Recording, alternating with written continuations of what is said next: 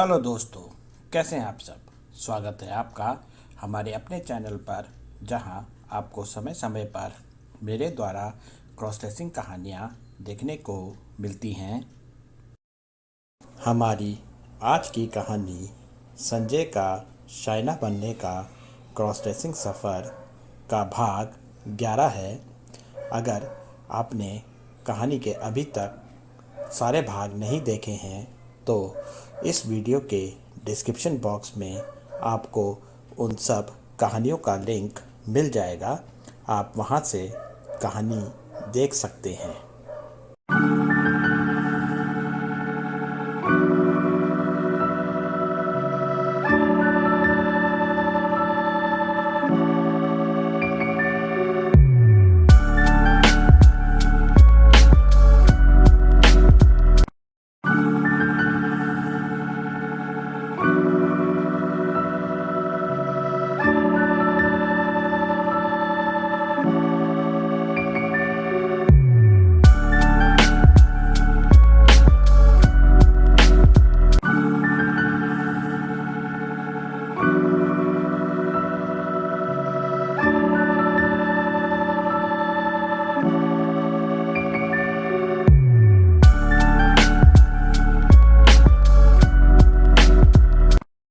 मीरा ने गाड़ी कॉलेज के गेट पर जाकर रोकी।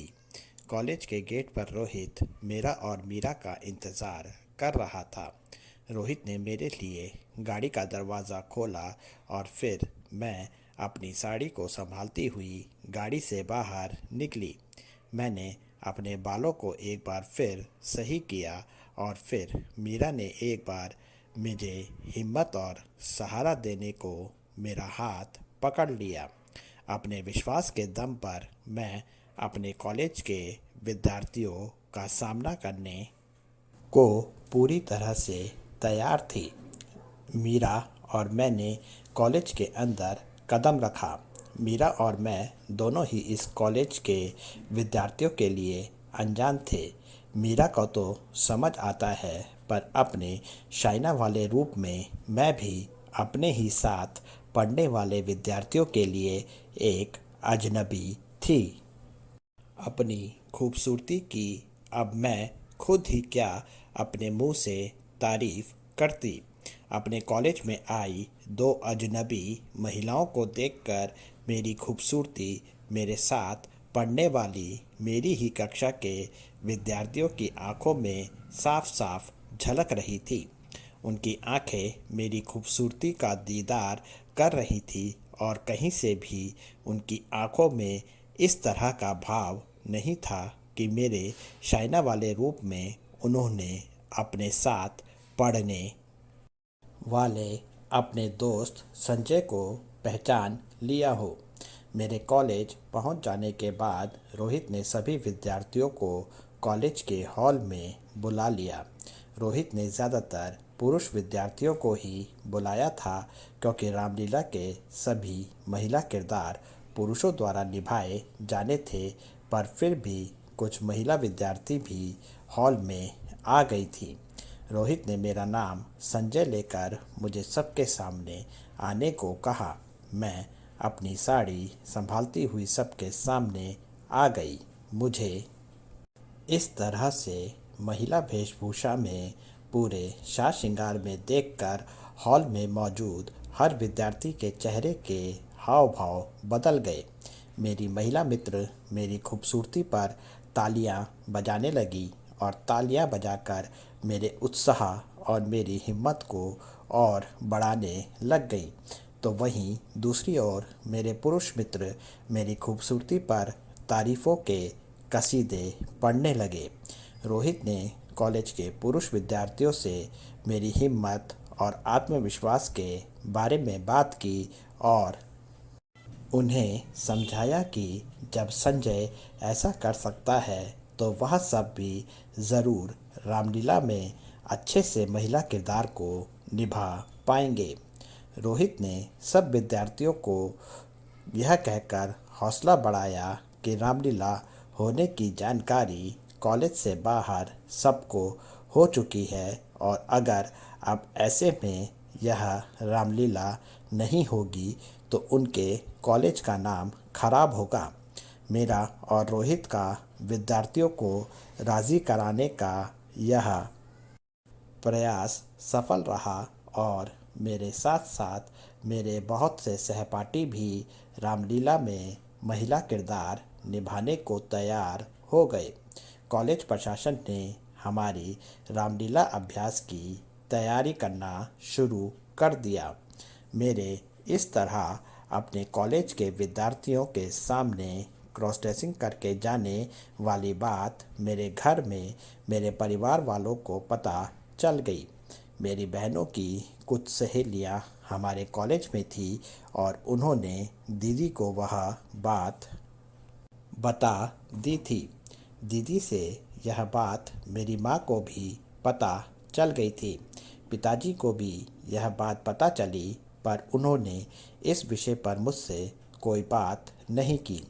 रात को खाना खाने के बाद दीदी लोग और माँ मेरे कमरे में आ गए और मेरी कॉलेज में की गई क्रॉस ड्रेसिंग पर बात करने लगे।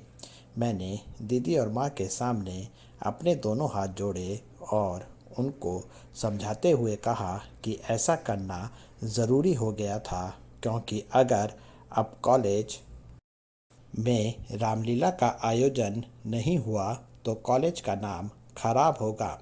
मैंने माँ और दीदी लोगों से अपनी इस क्रॉस ड्रेसिंग में उनका समर्थन मांगा और मेरी इस विनती को मेरी माँ और दीदी लोगों ने खुशी खुशी मान लिया।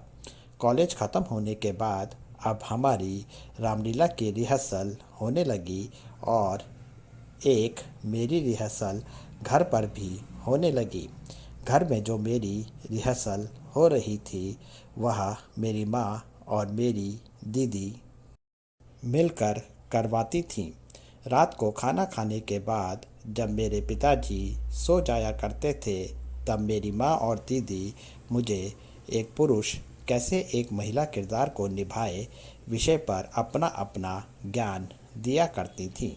दीदी के ज्ञान में मुझे साड़ी पहनाकर और साड़ी के साथ साथ भारी भारी गहनों के साथ चलना सिखाया जाता था, तो कभी एक नायिका को अपनी बात कैसे अपने चेहरे के हाव भाव से प्रकट करनी है यह भी सिखाया जाता था। वैसे आप सब अब तक मेरे बारे में इतना तो जान ही चुकी हो कि एक पुरुष को कैसे स्त्री की तरह व्यवहार करना है। मैं इसमें पहले से ही बहुत कुशल थी, पर मेरी दीदी और माँ मेरे इस बारे में यह बात नहीं जानती थी और मैं उनके सामने इस तरह से सीखने का प्रयास करती थी कि जैसे मुझे इस बारे में कुछ पता ही ना हो। अपने परिवार के बीच रहकर उनके साथ अपनी क्रॉस ड्रेसिंग करने का एक अलग ही मज़ा है, जो मुझे लगता है मेरी बहुत सी बहनों को उनकी ज़िंदगी में मिला हो। मेरी जिन बहनों को यह मौका मिला है वह मुझे कमेंट सेक्शन में बताएं और जो बहन यह मौका चाहती है वह भी कमेंट करे। बहुत खुशी के साथ अक्टूबर का महीना बीत रहा था। कॉलेज में भी मेरी क्रॉस ड्रेसिंग चल रही थी और घर पर भी मेरी क्रॉस ड्रेसिंग चाहत पूरी हो रही थी। घर पर से मैं जो भी अपनी बहनों से सीखा करती थी वह सब मैं यहाँ अपने साथ के विद्यार्थियों को सिखाया करती थी। सबकी रिहर्सल सही तरीके से हो रही थी। सब अपना अपना किरदार बखूबी निभाने को तैयार थे। रामलीला शुरू होने से 2 दिन पहले हम सबके कपड़े कॉलेज में आ गए थे और हम सबको उनको पहनकर देखने को कहा गया था, ताकि सबके शरीर के हिसाब से कपड़े ठीक किए जा सके। मेरा रामलीला में मुख्य किरदार था, इसलिए मेरे लिए भारी कढ़ाई वाली साड़ी और ब्लाउज़ था और मेरे साज श्रृंगार के लिए जो जेवर आए थे वह भी काफ़ी भारी थे। रामलीला में हमारा श्रृंगार करने के लिए एक मेकअप मैन की व्यवस्था की गई थी। कॉलेज में रामलीला शुरू होने में 2 दिन ही बचे थे और हम सब अपनी अपनी कला का प्रदर्शन दिखाने को उत्सुक थे। बाकी बची हुई सारी तैयारी कॉलेज प्रशासन ने पूरी कर ली थी। कहते हैं ना, आप अपनी तरफ से जितनी मर्जी तैयारी कर लो, पर जब काम में बाधा आनी होती है तो वह आकर ही रहती है। कुछ ऐसा ही हमारे साथ हुआ।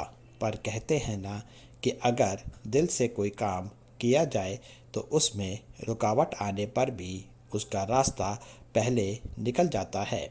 मेरी क्रॉस ड्रेसिंग में मेरी सच्ची भावना थी, इसलिए हमको अपनी बाधा का हल मिल गया था। कहानी के अगले भाग में जानिए वह बाधा क्या थी और कैसे हम उससे बाहर आए। कहानी को यहाँ तक देखने के लिए आपका धन्यवाद। कहानी का अगला भाग इस कहानी का अंतिम भाग होगा, जो 11 मई 2024 को दोपहर 2:30 पर चैनल पर पब्लिश होगा। चैनल को सब्सक्राइब ज़रूर करें और कहानी पर लाइक और कमेंट भी ज़रूर किया कीजिए। आपका अपना नैन भास्कर।